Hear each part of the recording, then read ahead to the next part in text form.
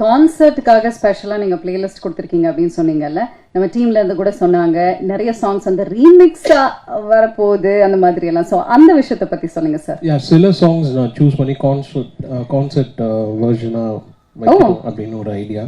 Okay. So I'm just trying something. So let's see how it comes. Sir Yuvan sir, உங்களோட அப்பாவோ இல்லை வேற யாராவது சேர்ந்து பாடக்கூடிய வாய்ப்பு இருக்கா சார் ஷோவில் இருக்கு, பட் இந்த ஷோவில் தெரியல.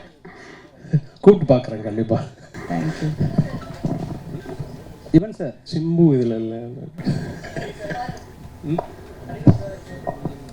கூப்பிடலாம், எல்லாரையுமே கூப்பிடலாம்.